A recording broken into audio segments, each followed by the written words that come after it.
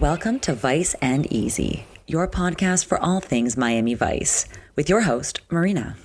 Hello, and welcome back to another episode of Vice and Easy. Thank you for joining me this week. I always appreciate all your comments, all your likes, all your subscriptions, all your reviews. Everything always means a lot. It's just me, so all of this really makes it worthwhile.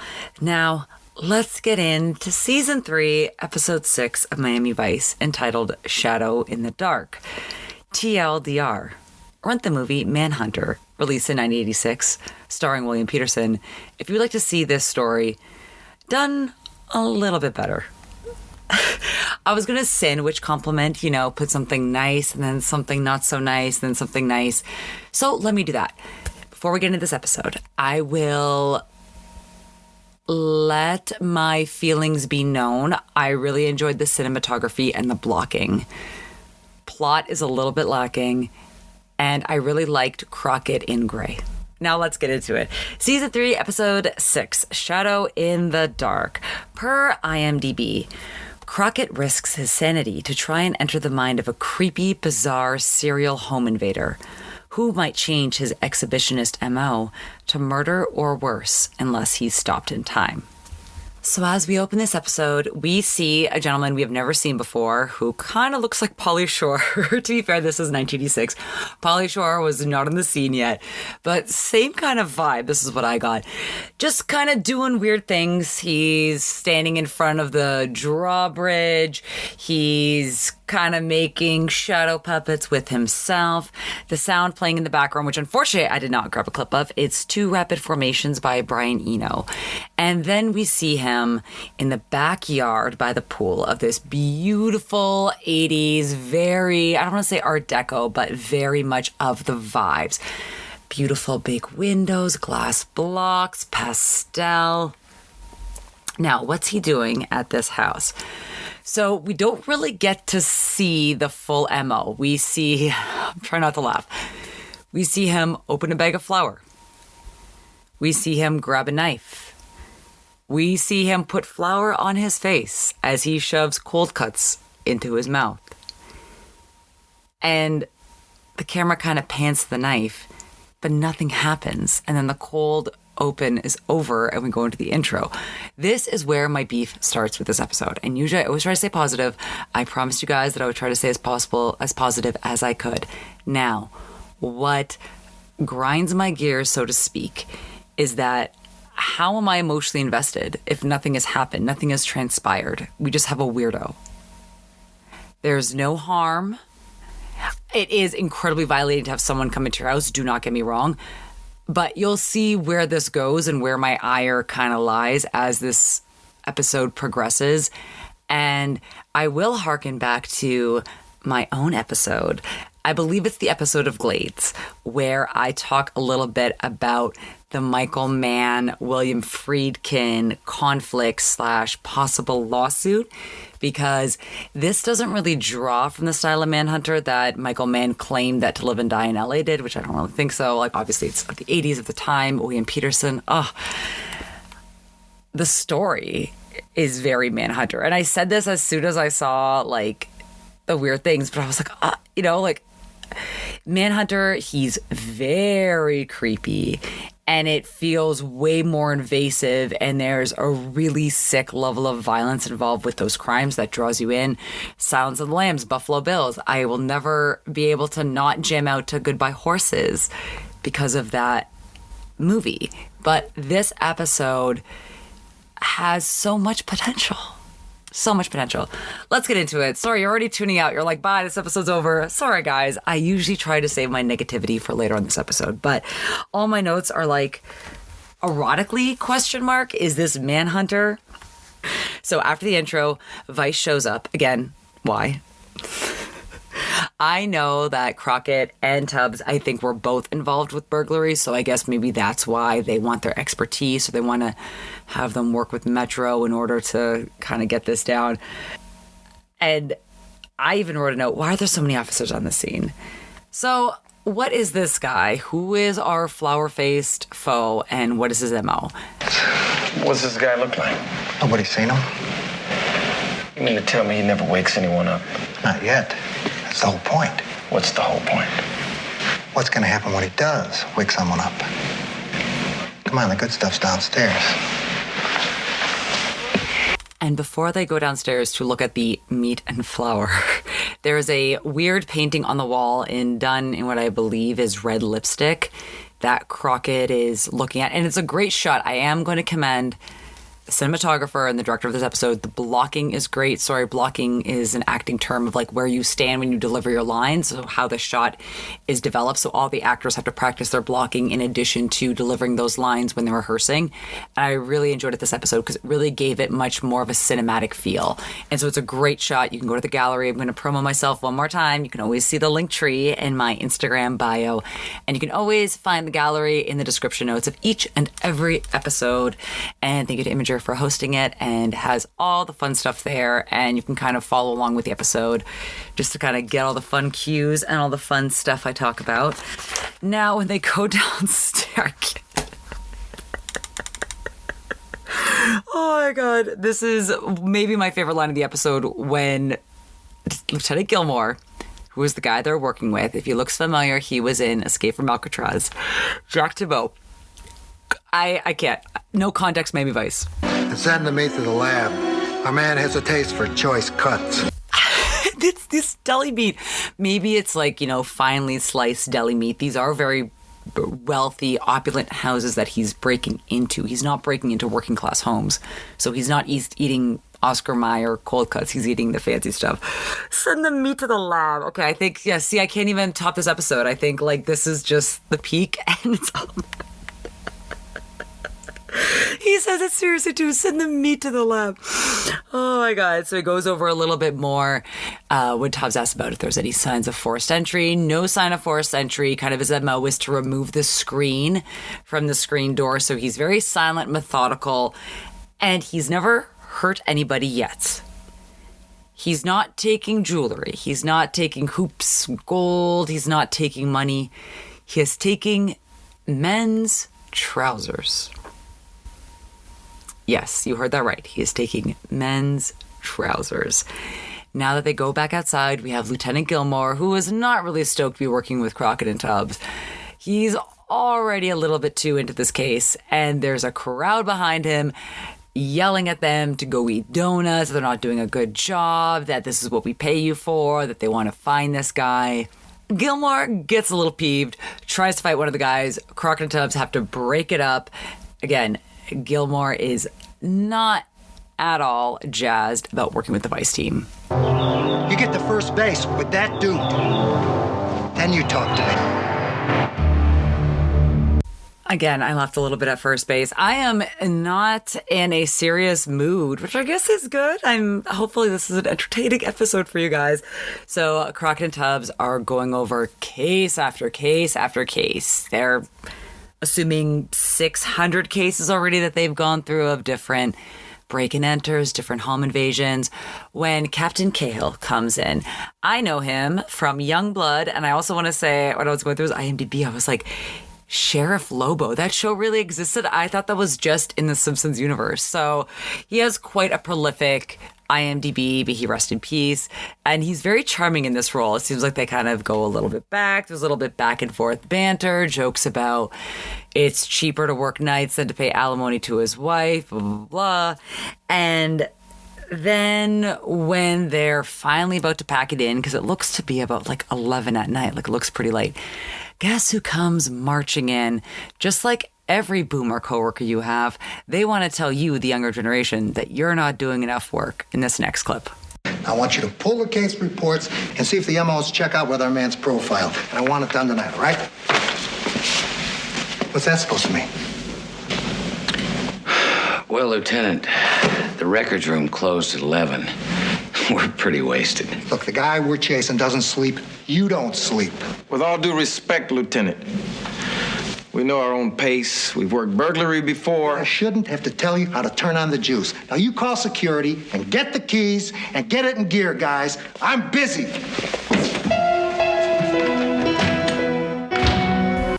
Clearly you're not that busy. Number one, you're the lieutenant. This is your case that Crockett and Tubbs were called in to help with. and then you're guilting them for not working past 11 p.m. and not harassing security guards at the record hall to break in.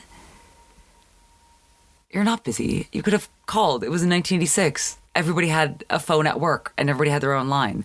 So just very funny. And again, I don't want to sound like a broken record. How can I be emotionally invested in this story if they need to catch this guy? But what is this guy doing? What is the threat that he poses? I was much more creeped out by the home invaders. I was much more creeped out by a lot of other episodes with similar MOs. Just with this, like, where I don't see the urgency. And I don't want to blame the writers, but I have a feeling, this is my hypothesis, this episode is supposed to be a lot darker, and network executives kibosh that. That it was supposed to either be like a serial killer or serial rapist, and the network put the kibosh on that. So now I'm going to try to go through the episode and not just talk badly about it. Usually I'm like pretty fair with the episodes. The acting too, for how intense it is. Also, I will mention, I looked up the filming dates because I wanted to see how close it was released to the release of Manhunter. So it was definitely filmed after Manhunter was filmed. So Manhunter was released August 15th, 1987. Don't quote me on that. This episode was filmed around July 15th to July 27th of 1986. These poor guys, the entire cast and crew, are sweating bullets. You can see in so many screenshots of Gilmore, of Crockett, every time I have a close-up of their face outside, they are sweating profusely. You know when it's like the hottest day of the year and someone makes you move or you have to move? That's exactly what this feels like. It harkens back to like the first couple episodes because you could just tell like, oh, I can see Tubbs' back sweat all throughout his suit. This episode just gave me very much vibes. Maybe that's why everybody's going crazy. That would make more sense if it was the heat. If they put that in the story of like, hey, it's like 105 degrees in Miami right now with 95% humidity, we'll all be like, understood. Carry on. So as Crockett and Tubbs take a ton of files home, and again, like, they're doing this off the clock, Castillo is just pulling up as soon as they're about to pull in. Note that Crockett does not have the Ferrari Testarossa yet. He does have it later on in the episode. Continuity-wise, the reasons I could find for this were that possibly this episode was supposed to go after When Irish Eyes Are Crying as the second episode of the season, and that things got jumbled as Miami Vice and NBC liked to do back then. So that there is one scene of Crockett driving the Testarossa. Don't know if that was like added back in, like post production, like a pickup scene, because he's riding around with Tubbs the rest of the episode. Castillo basically lets them know that Gilmore wants him off the case, and Crockett and Tubbs are not going to argue with that, but basically that's not going to happen, and that if Gilmore gives Crockett or Tubbs any issues, to let Castillo know. So always love when a lieutenant is looking out for his detectives. And no surprise at all that Gilmore never wanted them there in the first place. But whatever, the job needs to get done. And now it is morning. Crockett and Tubbs are at a very cute cafe. Crockett just seems to be drinking regular black coffee, where Tubbs, I want to say he's doing some kind of like an iced latte or frappe situation. Very curious what that is. This place is adorable. I will do some research and let you know if it's still open. Back in 1986, Puerto Antonio at 1649 Washington Avenue in Miami is the filming location. And it's just adorable. And the song that you hear playing in the background is Tierra Dura by Ruben Blades, who is a Panamanian rock star. And they're just kind of talking about other cases, work on burglary before. Crockett's mentioning that he does have someone that he can talk to, someone that he busted years ago. However, the situation that he found him in is quite interesting and does play later on in the episode. So let's have a listen. You grab him. I didn't grab him, I found him. Fell off of the terrace and broke his back. Hear him tell it, you'd think I pushed him. A lot of guys, they got their wires twisted. Well, here's one for you. This guy's kink was he liked old men. He used to break in their apartments where old men were living alone. Yeah. Attack them in their sleep. Beat them senseless and then steal their watches and their cufflinks and jewelry and stuff like that. Some kind of father complex, huh? Yeah, something like that. Oh, boy. Here we go. Okay, so here we go. Surprise, surprise. Lieutenant Gilmore has angrily entered the cafe where Crockett and Tubbs are just enjoying a nice cup of coffee or a frappe. Put a letter down on the counter. Grabbed a chair.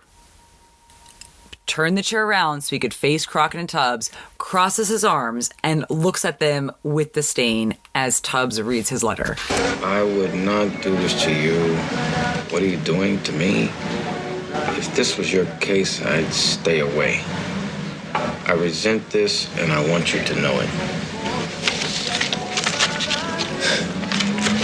This guy's beautiful. Let's go visit this friend of yours. Now, this is a little throwback to the pilot that I heard. I don't know if this is actually factual.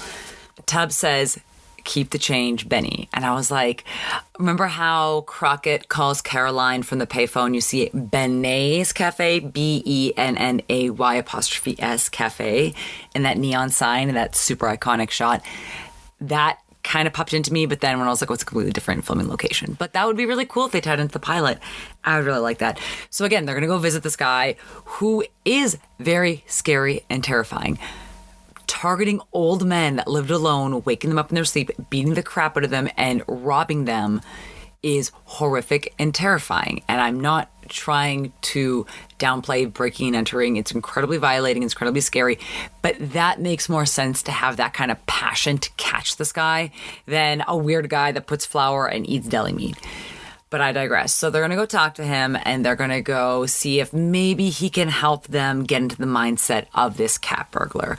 They go to visit him, I believe, at like a very minimum security establishment because he's in the gym. Okay, they have this one machine where I always want to do it. It's very old school. It basically just kind of like jiggles your fat. I don't know exactly how it works. I guess it's supposed to get your body moving to burn calories.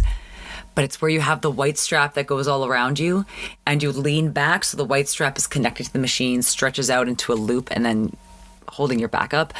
And I kind of never wanted to do that because I was like, oh, I think that would give me like really bad insecurity, just like watching anything jiggle. But I'm kind of very curious. I want to see how they do it. I think it's supposed to basically move all your muscles without you really having to do it. So it's good maybe for people who have mobility issues or joint issues, but very curious. This is a very classic old man gym. He's going to take them up to the roof so they can have a better view of the city. And I must say, it is a gorgeous view of Miami. Now, before we get into the scene where Gilmore, Crockett, and Tubbs are all talking with George, keep in mind that he is in a wheelchair. Remember, Crockett found him after he had broken his back falling off a terrace. As they're talking to George a little bit more about this guy's MO, George basically says this guy is totally different from me and that he was just after the merchandise. He wasn't being weird and sniffing pants. He just was there for the money. He was there for one reason and one reason only. And then he's talking about one of his old buddies that had an MO for penthouses. That I guess that was his thing. He liked to climb up. Gilmore gets really angry and agitated at George for no reason, pulls a super a-hole move, and pushes him out of his wheelchair. Crockett and Tubbs runs over, screams at Gilmore. They hold him back and they get George back into the wheelchair. And like this blew my mind because like, wow, this is not just unhinged behavior. This is like violently unhinged to hurt someone who is disabled. Like this is kudos to the actor because this guy seems like the last guy on earth you would ever want to meet. And it seems that Metro agrees with me too because they cart him off. And as Gilmore's running his mouth, Crockett, Castillo, and Tubbs are all talking. And Crockett does have a little bit of empathy for Gilmore and asks Castillo if he should be a little bit more sympathetic in his write-up. And Castillo just gets straight to the facts and just says, write down what you saw. And I guess they're going to send us off to internal affairs. And then they have to go back to the precinct and get back to work. Now, again, this is the limited information they have on this guy. Just one more time, just for a little laugh. Let's hear what they got. The only thing we know for sure is he likes men's pants, Eats raw meat and works houses in the Northeast grid. And he'll do it again. No particular night, so he probably doesn't have a night job. He works days and isn't a vegetarian. Wonderful. Zwitek stops by and lets them know that there is a possible break-in, and Crockett and Tubbs head off to the scene of the crime. A lady runs out to them and Metro and lets them all know that there's a man in the kitchen with a gun. We see Crockett enter the house looking incredibly handsome, I may add, hearing gunshots.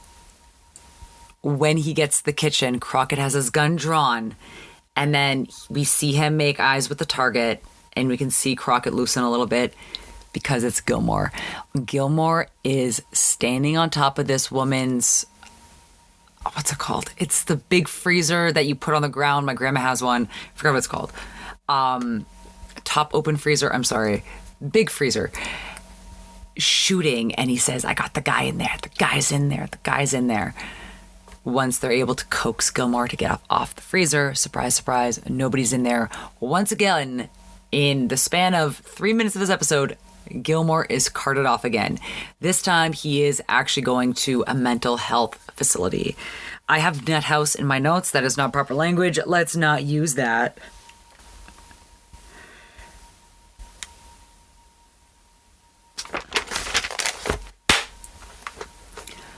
While all this is transpiring, so while Crockett and Tubbs are going back outside to talk with Metro, while Gilmore is getting carted off, we see the same creepy guy from the cold open sitting, watching the scene unfold, open and close his mouth. It looks like almost like he's trying to pop his jaw open.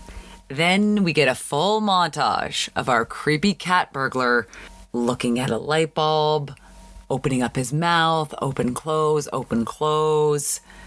putting the flour on his face. Actually, he just tosses the flour on his face. Again, I made as many GIFs of this as I could. Please go to the gallery and check these out.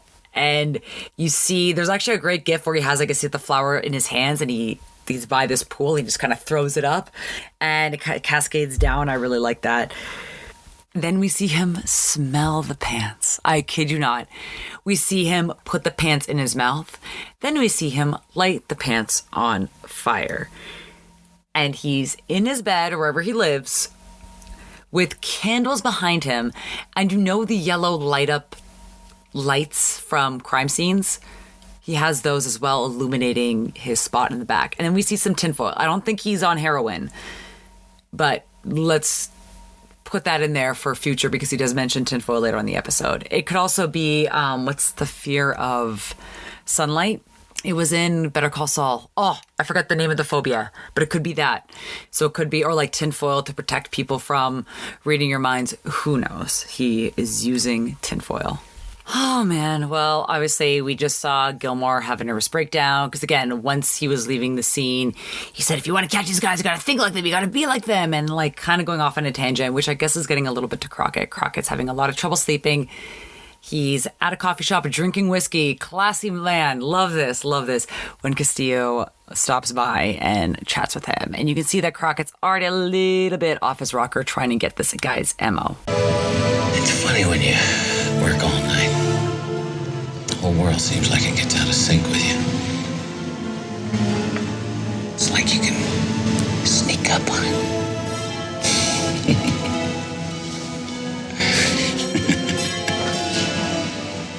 Seems that way. Just think straight.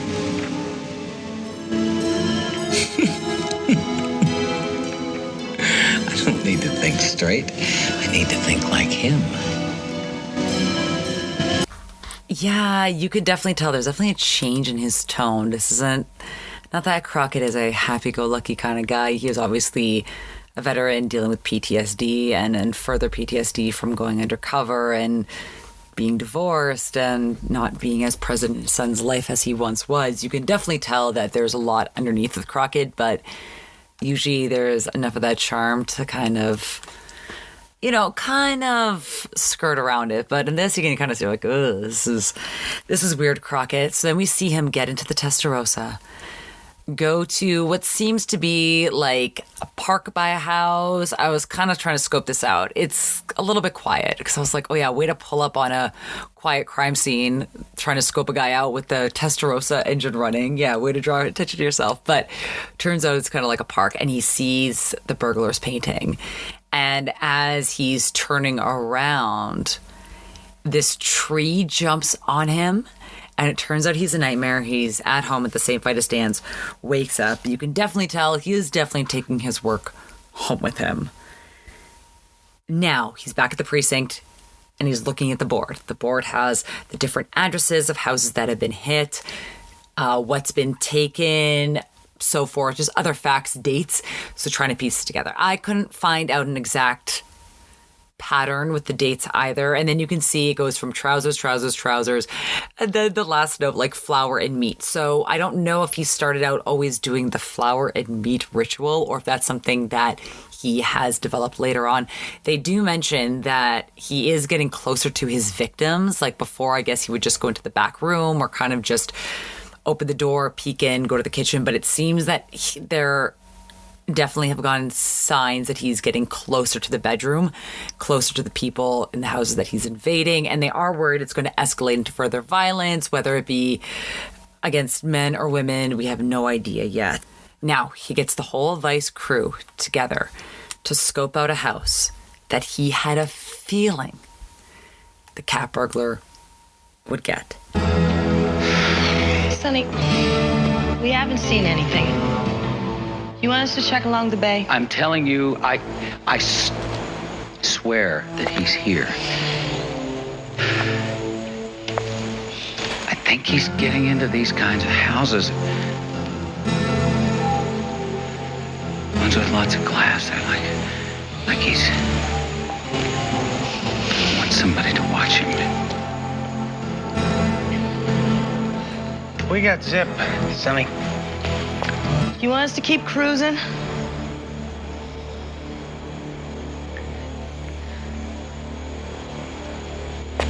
No, I'm sorry.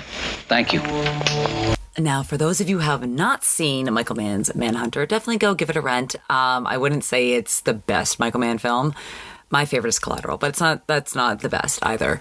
That's just my personal favorite. But also, with Manhunter, I will watch anything that William Peterson is in because he's just so charismatic, so charming, and so handsome.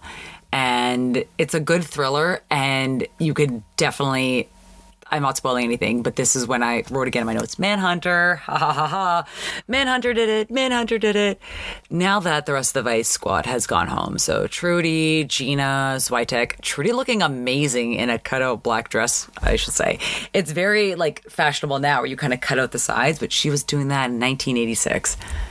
Crockett and Tubbs were alone, and they can get a little bit more real with each other in this next clip. Do you think I'm crazy? No, I just think that neither one of us have had too much sleep lately. You didn't answer my question. Well, there's a thin line between hard work and obsession. Ooh, and just as they are packing it in, the camera pans up to a woman reading in a bedroom, and we see our creepy man in the shadows walking up the stairs, walking into the entrance of her room with his hand splayed out. I don't know if the knife is in the other hand. The next scene, we go to the hospital to check in. The doctor's talking to Crockett and Tubbs. Said that the woman is really shook up, that he did assault her. He tried to sexually assault her, but couldn't. They don't elaborate on that. Thank you for not doing that. Then the doctor tells Crockett and Tubbs basically to leave her alone because she's super upset and that she's really not in the mood to talk. Crockett, however, really is pushing the bad cop card here, even though he's not really doing anything like vicious per se, but again, like he really is going against the better judgment of the actual victim in order to further his case. Which, did he not just learn his lesson last week with the good caller? I digress. And unfortunately, this is how the conversation plays out with the victim in this next clip. Take it easy, lady. Please. Easy. Just please keep going. I thought he was gonna kill me. take it easy, lady. If someone had broken into my house and tried to sexually assault me, and this is what I heard, there would be more stabbing going on. Let me tell you that. All right, back to the clip. Relax. Just relax. Now go back into the bedroom when he first came in. Tell me, what was he wearing? I can't remember. I was just with the bed. When he walked toward you, was there something in his walk or his build? Did he have a limp? I can't remember.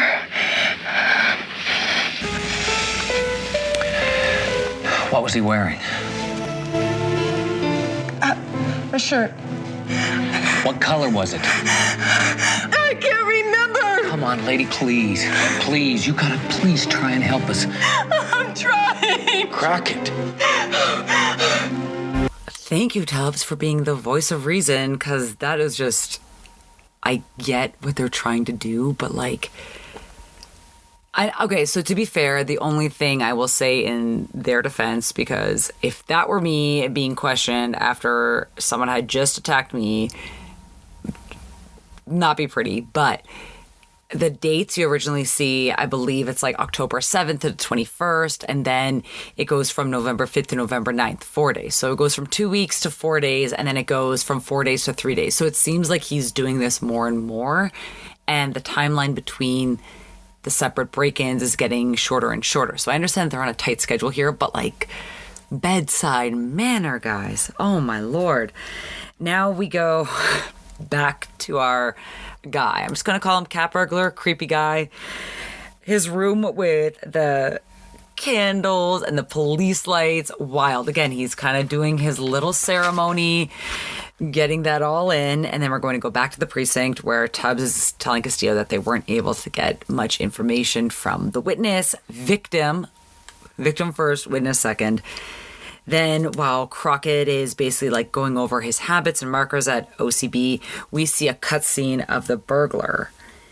And like, again, his different MOs and all his weird things.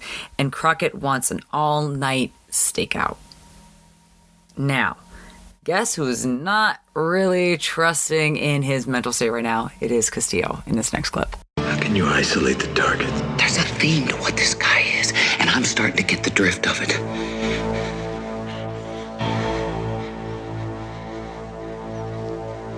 Something doesn't break soon. This goes back to burglary. Oh, come on, damn it, Marty. Come on, I put the time in on this. I'm getting so close to this guy. I know this guy.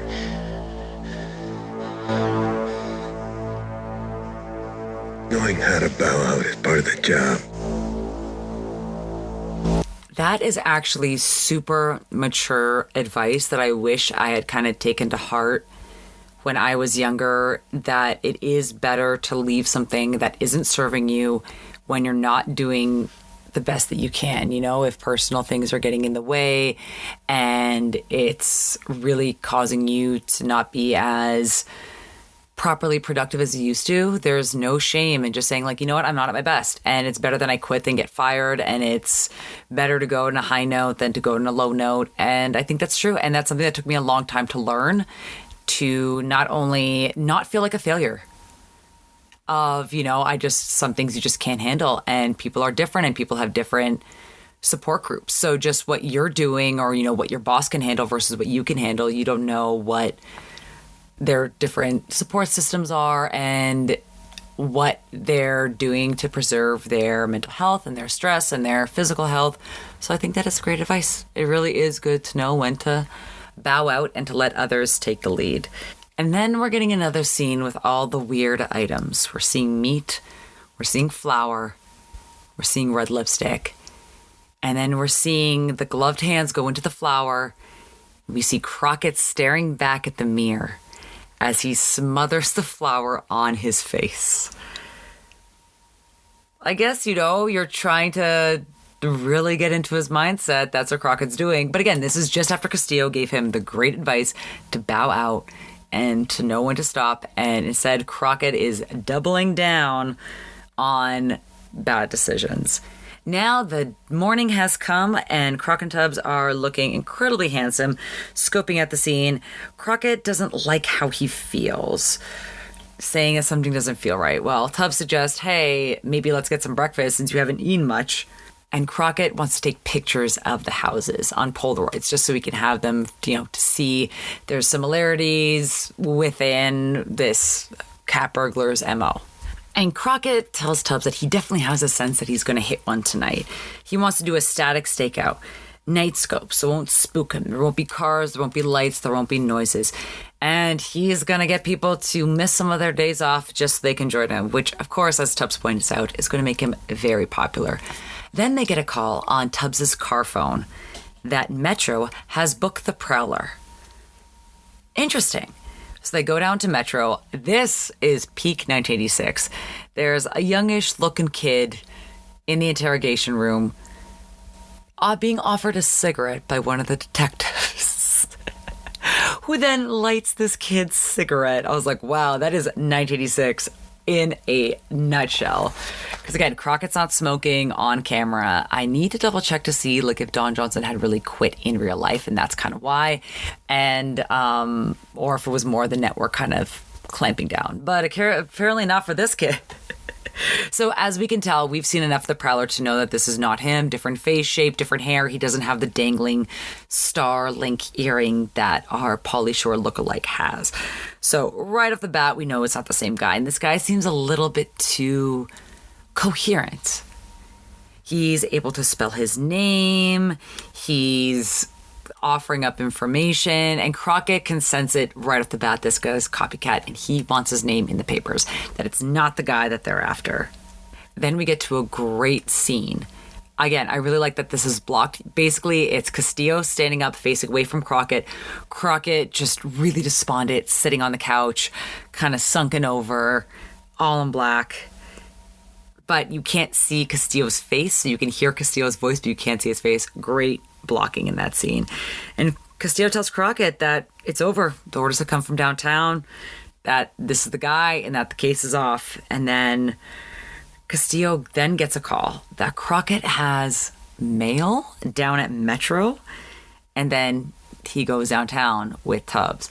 What they mean by mail is that either someone has sent Gilmore mail and that has made its way back up to Crockett, or there's mail that came for Crockett that Gilmore somehow got his hands on, because there is a newspaper with another weird painting and lipstick that Gilmore is clutching on his chest. Now, he seems to be silent in this episode after what has transpired. So we are led to believe that he is in a mental institution. And he's very, very, very unwilling to give up the paper at first. The nurse has to go ask them and let them know that it's here, and he has to kind of wrangle it out of Gilmore's arms. Another great scene in the way that it's shot, with Crockett getting super close up to Gilmore, both extremely sweaty. Let me see if I have the clip. You give it to me.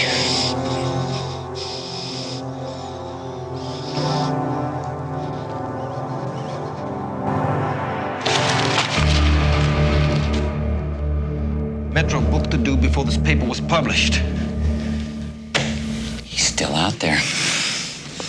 Ooh, interesting. So again, very Manhunter, Hannibal Lecter vibes here. We're always one step ahead. So with that, Crockett races down to Captain and tells him what's going on and that they got the wrong guy.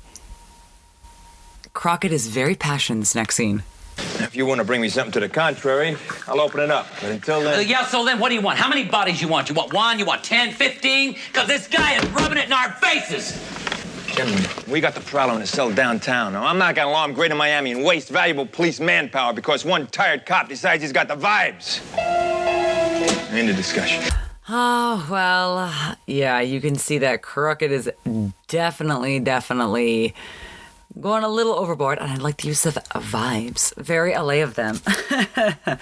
So, surprise, surprise, Crockett, Tubbs, and Castillo are all outside, and Castillo is talking, that there is something to be said about police intuition, but there's also something to be said about fatigue. And that Castillo says that Crockett is off duty as of now, and that he wants Tubbs to make sure he gets home. And surprise, surprise, that doesn't happen. Crockett and Tubbs are at the diner. Crockett is going over Polaroids and different pictures of the houses, because remember, this is what he wanted to do. He wanted to have pictures of all the houses. And he gets a feeling that this is the one.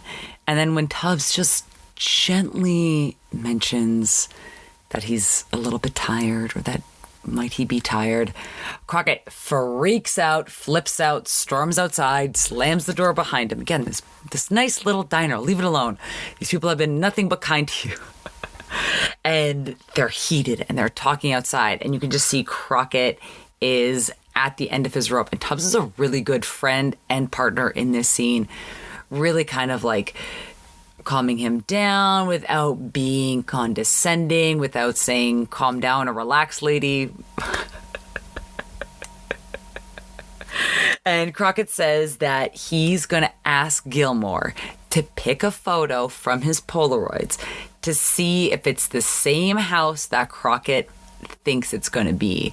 Because him and Gilmore are so far into their mind trying to act like this copycat burglar that maybe they're onto something. So Crockett goes to visit Gilmore at the institution, and there's a double-sided mirror that Castillo and Tubbs are watching through. And again, the acting, this original story, they must have edited it because Gilmore is so tense. Again, he's not speaking. He is completely silent. And Crockett asks him to pick the photo. And you can tell that it's been a long scene, that we're not seeing all of it. And Crockett's really tired. He just really wants Gilmore to pick the picture. Again, Gilmore, not saying a word, is like super tense, sweating, his neck muscles, his veins are popping out. And he slowly, I made a gif of this, he slowly points to the Polaroid he thinks it is. It's the same one that Crockett thinks it is. It's also the same one that his ex-girlfriend Brenda was living in. Spoiler alert. And Crockett, in celebration, slaps it on the double-sided mirror. So Castillo and Tubbs are going to give a chance, and they're going to go pace it out. Now, when they get to this house, you will remember it from Nobody Lives Forever, where Crockett's ex-girlfriend Brenda lived. And in this case, it is a different woman living inside that we'll get to in a moment. But by the time that Crockett gets there, Tubbs is backing him up. By the time that Crockett gets there, the screen door has been removed. Again, that's one of his MOs. It's a silent method of him breaking in. Number 2, these are all fancy houses in Miami. They say the Southeast Quadrant or Southeast Quadrant. These are all very fancy houses that he's broken into. There's not an alarm. There's not flashlights or floodlights. We even had these at my sorority house. So when you would walk down the alley to go to the back door, the lights would shine just so, it kind of would pick you up and perk anybody up that if there was anything, usually it was a raccoon, but if there was anything out of the ordinary. So I'm not quite sure why these people have such horrific security systems, or just a complete absence of any kind of security system. But I digress. Unfortunately, their intuition is right, as he's already in the kitchen, and we hear some kind of a weird knocking. And it's just like a very light rapping. And this girl with a very 70s kind of Dorothy Hamill, I don't want to say Dorothy Hamill, but like a very shaggy, layered cut, very cute, comes down her nightgown, coming down the felt stairs that we saw at Brenda's house. And she's like, who's there? Who's there? And this is what she hears. Like, it's still terrifying to have a man covered in flour break into your house silently, but like the flailing and the screaming, obviously I took a gif of him flailing, and then he gets T-boned by Crockett. Crockett takes him down, starts beating him up, and this woman is rightfully terrified because Crockett has not introduced himself as a cop yet.